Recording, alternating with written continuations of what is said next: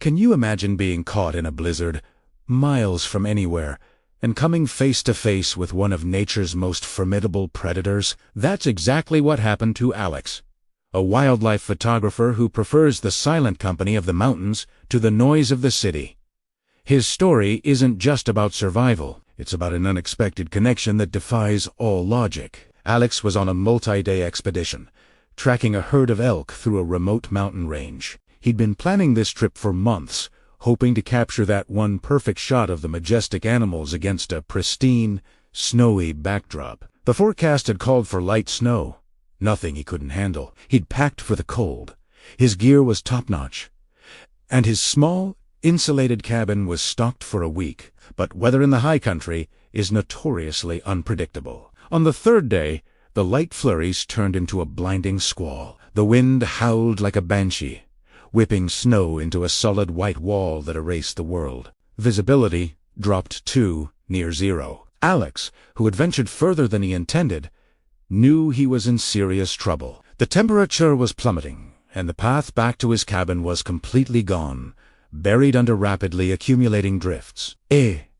Was lost. Panic began to set in, a cold dread that had nothing to do with the freezing air. He fought it down, reminding himself that staying calm was key to survival. He found a small rock outcropping that offered a sliver of protection from the relentless wind. Huddled there, trying to conserve warmth, he knew his chances were getting slimmer by the minute. The sun was setting, and with the darkness came a deeper, more profound cold. It was in this moment of desperation, as the world faded into a swirl of gray and white, that a Sol Italiano. At first, it was just a shadow, a darker shape moving through the blizzard. His heart leaped, thinking it might be a rescue party.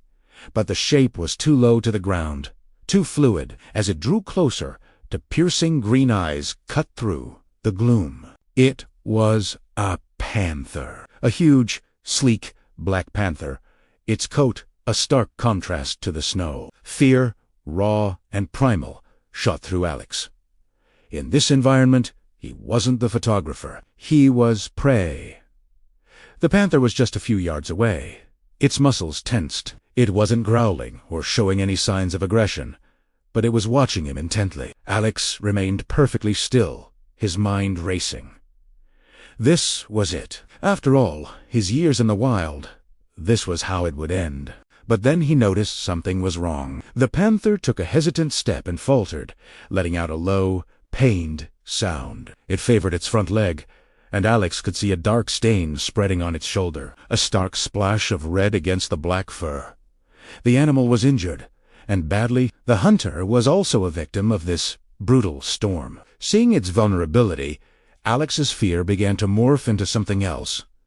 Empathy. Here was another creature, powerful and magnificent, brought low by the same unforgiving wilderness. He knew that leaving it would be a death sentence, just as it would be for him if he stayed put. He had to get back to his cabin, and now he felt an inexplicable urge to help the panther too. Slowly, carefully, Alex reached into his pack and pulled out a foil emergency blanket. He unwrapped it, the crinkling sound loud in the muffled silence. The panther watched his every move, its green eyes never leaving his. He took a tentative step forward, holding the blanket out. He wasn't sure what he was doing, only that he had to try. He expected the panther to snarl, to lash out, but it didn't. It just watched. As Alex got closer, he could see the wound more clearly. It looked like a deep gash, possibly from a fall or a fight with another animal. It was bleeding sluggishly, and the fur around it was matted with frozen blood. Making a decision that went against every survival instinct he had, Alex moved to the panther's side. He gently draped the emergency blanket over its back. The great cat flinched, but didn't resist. It seemed to understand, or maybe it was just too weak to care. Huddled together under that thin sheet of foil, man and predator shared a moment of truce against a common enemy. The storm. Alex knew they couldn't stay there. He had to find his cabin. He remembered the general direction, a faint instinct pulling at him. He got to his feet, a plan forming in his mind. He looked at the panther and spoke to it, his voice low and steady. "Come on," he said. "We have to go. It's this way."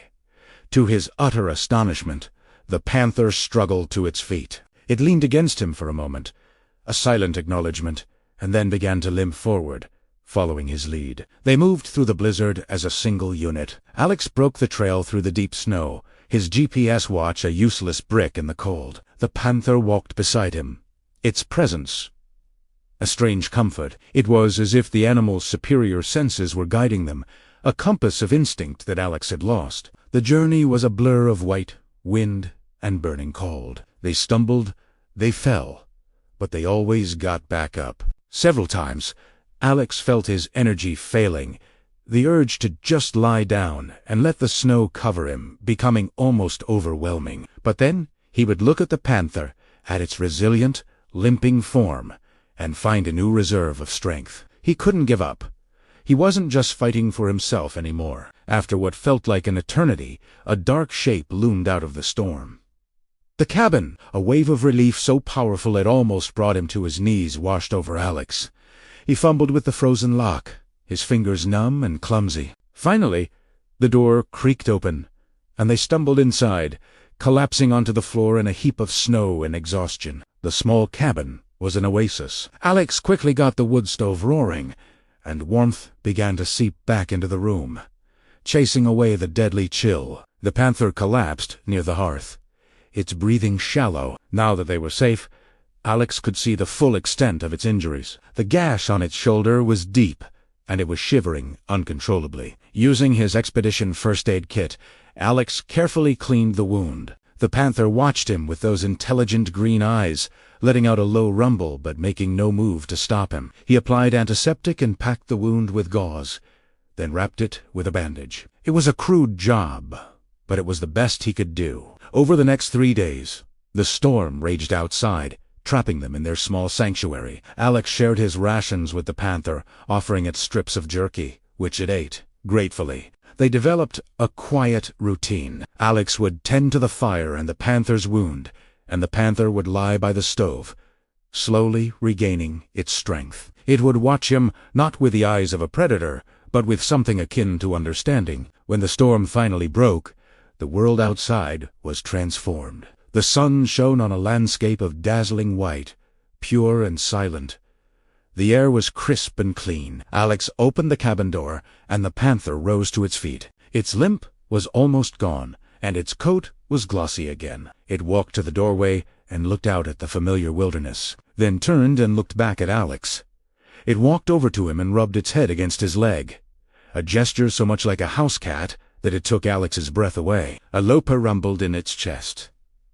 It was a thank you farewell. Then, with a final look, the magnificent creature turned and leaped out into the snow. It moved with a grace and power that was breathtaking, a black shadow disappearing into the sunlit forest. Alex stood in the doorway, watching until it was long gone. The cabin felt suddenly empty, the silence heavier than before. He had survived the blizzard, but the experience had changed him forever. He had looked into the eyes of the wild and seen not a monster, but a fellow survivor. It was a story he would tell for the rest of his life, a reminder that in the harshest of conditions, compassion can build a bridge between two worlds, a moment of connection that was more rare and beautiful than any photograph he could ever hope to capture. Thanks for watching our story today. If you were as moved as we were, do you want to forget to like this video and subscribe to our channel for more incredible tales from the wild? What would you have done in Alex's situation? Let us know in the comments below. Stay safe, and we'll see you next time.